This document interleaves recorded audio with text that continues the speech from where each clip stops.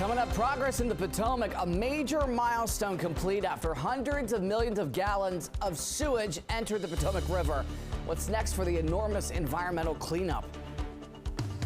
And there's an elevated threat of severe weather on Monday, as noted by this graphic with a lot of orange on it. We'll talk about what it means for you and I coming up. Triple fatal crash, the tragedy that unfolded this morning in Virginia. We'll tell you where police shut down several roadways.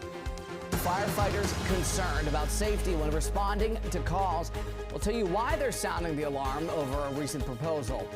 And we are stretching your dollar from utility bill savings to discounts on Pi Day and changes to family leave. Ways to save. You're watching the station covering all of the DMV. This is DC News Now.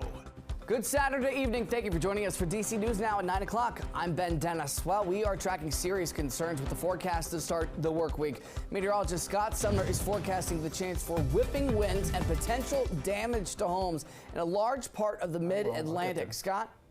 Yeah, hey, Ben, how are you? And how are you this evening? Take a look at what we have with our satellite view out here. I had to straighten up a couple things with the graphics here for you, but I want to show that there's nothing going on currently, but Ben is correct in saying that, you know, we are going to be dealing with some active weather here. And let's take a look at that time frame as we take a look here with our futurecast. So while right now it's quiet and partly cloudy to mostly cloudy, we'll be seeing those clouds continue to filter into the region overnight. And eventually by this time tomorrow night, we'll be having some showers across the area, as noted here, scattered about and fairly light in nature. This is not the severe part of the weather system here, folks. It's really going in towards Monday as our futurecast picks up on it. Now, not so much in the morning, but we have a strong southerly breeze kicking up here, and then we have a clash of air masses kicking in. That line that I just showed you flash on by, well, that's the one that is going to give us some issues potentially before clearing out as we go in towards Monday night and certainly into Tuesday morning. And much colder air is going to move on in. Weather headlines show that. Dry night ahead, rain showers Sunday night, severe threat on Monday, and then bundle up on Tuesday. We'll break it down with the full 7-day forecast coming up in just a bit. Ben? All right, Scott, thank you. Anticipating severe weather. Scan that QR code right there on your screen. Take some time to do it in order to prepare, know who is going to be impacted and when. And as always, follow us at dcnewsnow.com. Raw sewage is once again flowing where it should be nearly 2 months after an underground sewer line collapsed and it sent hundreds of millions of gallons of wastewater into the Potomac River. DC News Now's Dave Laval reports what's next for the cleanup. Saturday became what DC Water called a milestone event.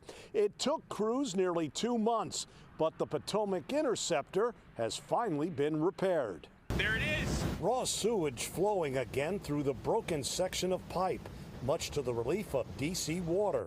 This is progress for us. The flow resumed after crews removed the gate that prevented the raw sewage from entering the damaged section. The collapse on January 19th sent hundreds of millions of gallons of wastewater into the Potomac River and the C&O Canal. From day one, we started working around the clock to set up the bypass system. We had the bypass system initially set up within 5 days, and then within 21 days, with the help of an enhanced bypass system, we had all of the overflows fully contained.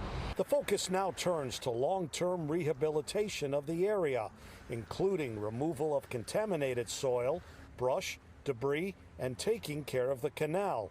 Nam Fawn of Burke, Virginia will wait. It's definitely a bit convenient for us, but that's a pain we have to pay, willing to pay and suffer, so we can enjoy the rest of the season. You know. DC Water says it will take a couple of weeks to get rid of the contaminated soil in the canal and revegetate the area. As for the smell, that may take a little longer. Hopefully Mother Nature eventually take care of it. The cleanup is expected to wrap up sometime this summer. In Cabin John, Maryland, Dave Laval, DC News Now. Our thanks to Dave for that update. A Distinguished Service Medal has been awarded to West Virginia Army Specialist Sarah Beckstrom after she was shot and killed while on duty near the White House last November. Governor Patrick Morrisey gave the distinction to Beckstrom as recognition of her service to the state of West Virginia and to the country as a member of the National Guard. Beckstrom, along with Staff Sergeant Andrew Wolf, who's recovering from the shooting, was also awarded the Purple Heart during President Trump's recent State of the Union address. New tonight, we've learned that 3 people were killed, 2 more hurt after a car crashed this morning in Fairfax County. Police say this happened at Fox Mill Road and Folkestone Drive in Reston. All of the victims killed are adults. Another adult was rushed to the hospital and is fighting for their life. Another hospitalized, but they're expected to be okay. No word what happened before the crash. And Fairfax County Police are also investigating a different deadly crash, this one in the Mount Vernon neighborhood. Police say 2 cars collided on Mount Vernon Memorial Highway at Patton Boulevard. One driver was sent to the hospital where he died. The other hospitalized, but is expected to be okay, and the cause of this crash is also unknown. Over to Montgomery County, that's where police say a man was found with stab wounds in the middle of the road overnight in Silver Spring.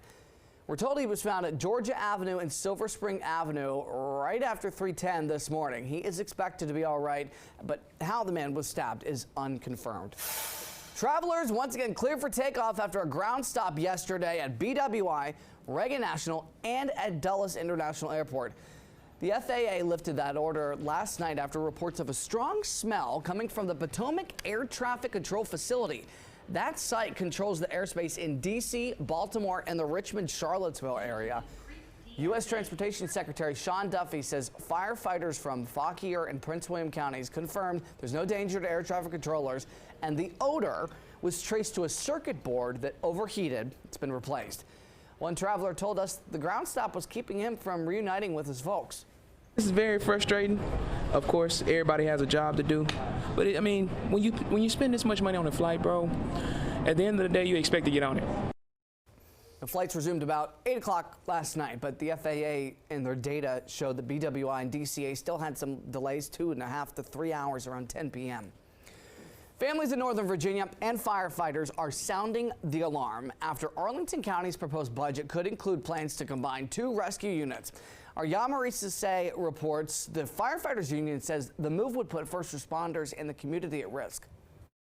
We believe it's unsafe, both for firefighters and particularly for the community we serve. Brian Lynch represents the Arlington Firefighters and Paramedics Union. They're urging county leaders not to move forward with a proposed budget plan that would combine the heavy rescue teams from 2 stations into 1 centralized unit. Those teams handle some of the most complex emergencies, including technical rescues and hazardous material incidents. Lynch says moving to 1 location could make it harder for crews to reach emergencies quickly.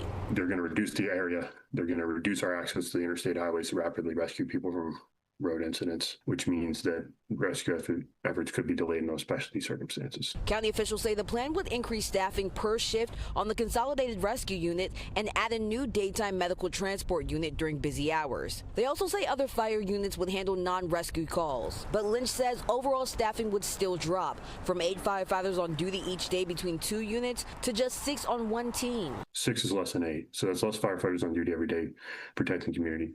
Lynch says he hopes county leaders reconsider before the budget is finalized. This could have a life and death impact for a family somewhere, right?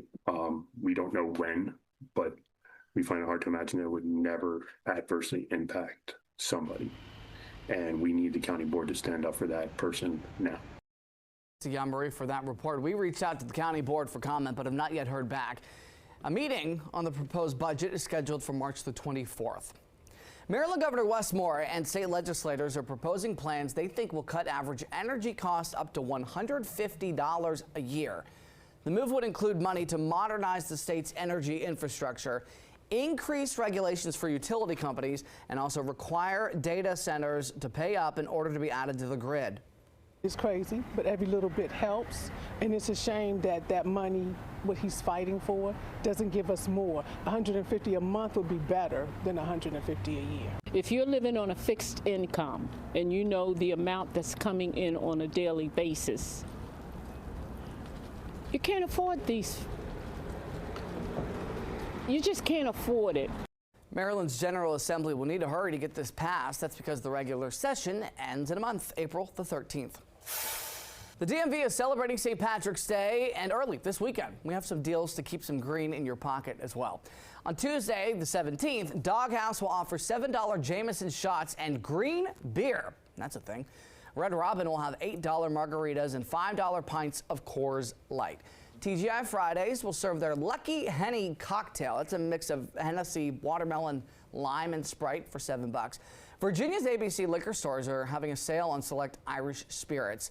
And there, you can save up to 20% in-store and online through Sunday. We're seeing deals on multiple whiskey and gin brands. For partygoers using ride shares, Lyft is teaming up with a local group to offer a discounted ride. You can get a free ride on St. Patrick's Day, up to $15 between 4 p.m. and on until 4 a.m. on the next day. Just use the code SOBERRIDE. You can find more details over at dcnewsnow.com. Just search free Lyft. All right, folks, plenty of ground to cover. Families in the region could see new paid family leave opportunities. We'll tell you where and the options available to you. Time now 9:10, a live look at the Kennedy Center. Scott Sumner is tracking your forecast, how it's going to size up for your Sunday. But hey, you are going to want to have a look at what is likely headed on Monday. Coming up.